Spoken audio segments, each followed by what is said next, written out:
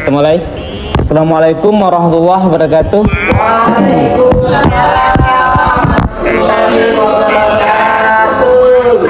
Bagaimana kabarnya hari ini? Alhamdulillah baik. Alhamdulillah, syukurillah. Bismillahirrahmanirrahim. Alhamdulillahirabbil alamin. Wassalatu wassalamu ala asrofil anbiya'i wal mursalin sayyidina Muhammad wa ala alihi washabihi ajmain, amma ba'd. Baiklah adik-adik, hari ini kita diperjumpakan kembali ya, melanjuti materi kita yang saat ini kita masih dalam perkuliahan hukum pengantar hukum Islam ya. Di pertemuan sebelumnya kita sudah membahas terkait tentang materi-materi ini. Di sini yang diingat apa itu pengantar hukum Islam? Ada? Apa masih kurang paham? Oke? Baiklah adik-adik, kalaupun memang masih perlu kita pahami, yang perlu kita pahami bahwasanya pasti tidak terlepas dengan materi hukum Islam itu sendiri. Adapun hal yang harus kita pahami di sini, yang harus kita capai ya, dari pengantar Islam ialah mahasiswa harus dapat mengerti, memahami ya, ruang lingkup hukum Islam itu sendiri. Kemudian mahasiswa di sini diupayakan mampu ya, menjalankan tugas undang-undang ya, terutama dalam hukum Islam sendiri, sehingga dapat mengelaborasikan terhadap undang-undang. Oke, kita masuk saja. Kita harus paham dulu di sini apa itu pengantar hukum Islam. Ada yang bisa baca? Bisa kan? Pengantar hukum Islam merupakan disiplin ilmu yang mempelajari konsep dasar, sumber, ruang lingkup, dan implementasi norma-norma syariat. Ya. Sehingga di sini kita paham bahwasanya kalau kita kaitkan hukum Islam, ya, maka harus kita pahami bahwasanya ada dua kajian. Yang pertama tentang keilahian, yang kedua tentang muamalah. Keilahian itu terkait tentang ibadah kita dengan Allah ya, hablum minallah. Yang kedua terkait tentang muamalah. Muamalah ini sesama kita ya, karena di dalam bermuamalah kan otomatis ada istilah kata jual beli, pinjam meminjam, dan segala macam. Nah, kita masuk kepada gagasannya. Nah, hukum Islam itu sendiri terdapat beberapa sumber atau tidak, Al-Quran, ada hadis, ada ijma, ada qiyas. Kita masuk kepada sumber yang pertama. Di Al-Quran ada dua keterangan. Yang pertama dari segi bahasa, ya kita paham sendiri ya. Al-Quran itu kalau dari bahasa berasal dari bahasa Arab, yang artinya ya sebuah bacaan ya. Kemudian dari segi istilah itu jelas kalamullah. Inilah kenapa Al-Quran menjadi sumber utama di dalam kajian hukum Islam. Kemudian yang kedua ada hadis SAW, baik berupa ucapan ya, perkataan, perbuatan, penetapan maupun sifat. Nah, sehingga di sini hadis merupakan sebuah konteks apa istilahnya, dasar yang kedua dipakai sebagai dasar landasan sumber hukum Islam sendiri. Kemudian yang ketiga ada ijma. Ijma itu apa? Kesepakatan ataupun ya konsensus ya. Keempat, qiyas. Mengapa qiyas ya? Itu ada bisa baca. Dari empat itu tadi, sehingga kita dapat simpulkan bahwasanya tujuan hukum Islam itu ada empat sumber. Tujuannya apa?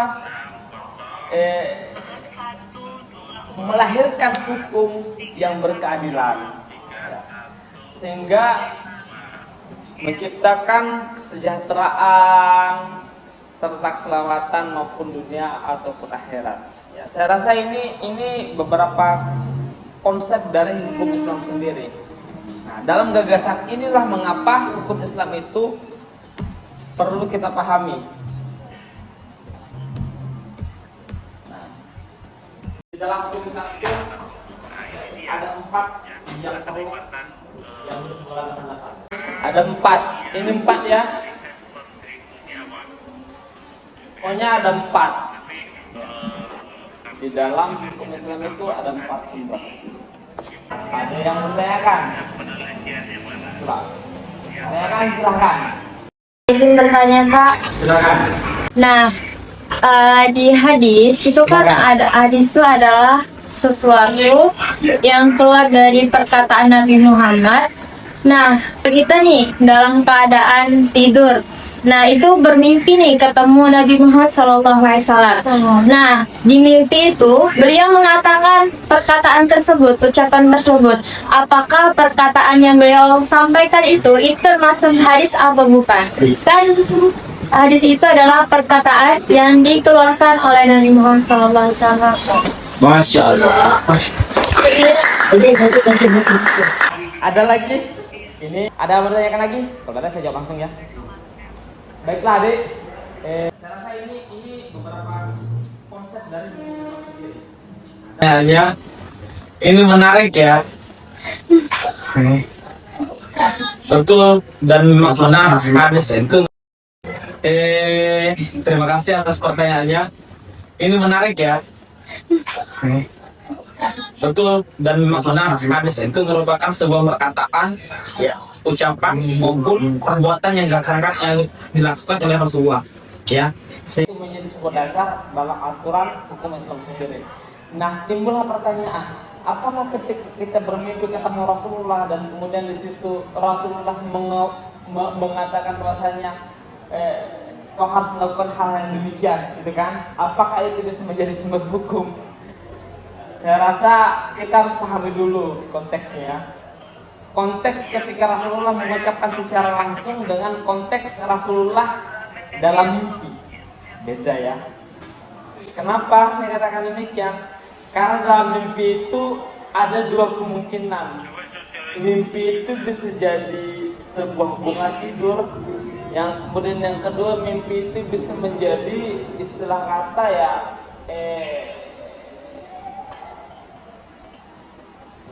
bukanlah aturan dasar yang bisa kita acuin untuk sebagai apa istilahnya landasan. Karena apa?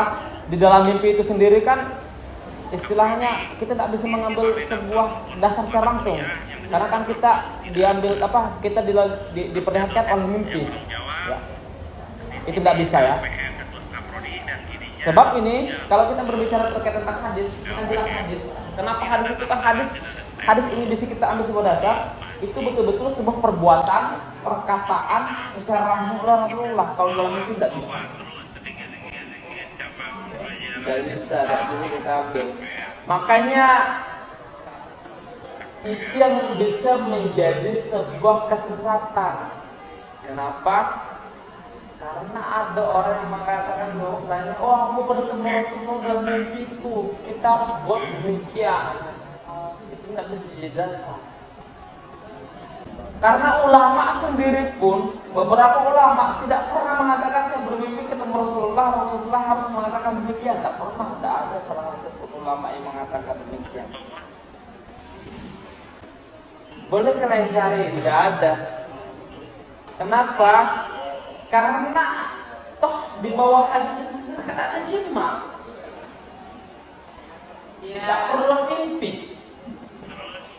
Ya, jima kan sebenarnya tadi kan kesepakatan seluruh ulama. Nah, kalau kita di Indonesia ya majelis ulama di Indonesia. Kalau kita berbicara tentang kebangsaan, majelis ulama secara internasional, ada perwakilan setiap negara, ini kita sepakati. Ini berbicara tentang agama. Kias apa? Nah, kalau kita dalam konteks kias itu kan, kias kan paham kan kalian kayak apa? Mengambil suatu hukum, menyamakan dengan hukum yang lain. Contohnya zakat fitrah. Kalau kita mau mengambil kepada konsep yang disarankan Rasulullah, mau berzakat pakai rumah, nggak mau kan? Mau berzakat pakai gandum, repot pasti. Maka ada ulama juga mengatakan bahwasanya bisa berzakat menggunakan uang, namun kadarnya tidak terlepas daripada apa yang ditetapkan oleh hukum. Nah, inilah 4 dasar di dalam hukum Islam itu sendiri sebagai sumber acuan kita. Paham sampai di sini? Apa ini sudah cukup ya? Cukup ya? Oke. Saya rasa inilah tadi beberapa pandangan hukum terkait tentang hukum Islam sendiri. 4 dasar utama yang perlu kita pahami di dalam konsep hukum Islam sendiri. Nah, dari 4 dasar ini kita kaitkan kepada keindonesiaan. Kita bertinggal di negara Republik Indonesia. Mengapa saya katakan kita harus kaitkan ke negara kita? Karena negara kita, tohnya juga negara kesatuan Republik Indonesia, ini kan menganut beberapa agama. Banyak agama kan? Bukan dibilang satu agama. Dari aturan hukum inilah sehingga lahirnya undang-undang. Nah, mungkin akan timbul pertanyaan sama kita, apakah hukum Islam itu bisa berlaku di Indonesia? Jawabannya bisa. Karena sekarang berlaku di Indonesia itu merupakan sebuah kias di dalam hukum Islam sendiri. Kenapa saya katakan kias? Banyak hal yang sudah dipersepsikan masuk kepada undang-undang. Oke? Cukup? Kalau cukup, saya rasa sekian ya dari saya. Lebih dan kurang saya mohon maaf. Wabillahi taufiq wal hidayah. Assalamualaikum warahmatullahi wabarakatuh.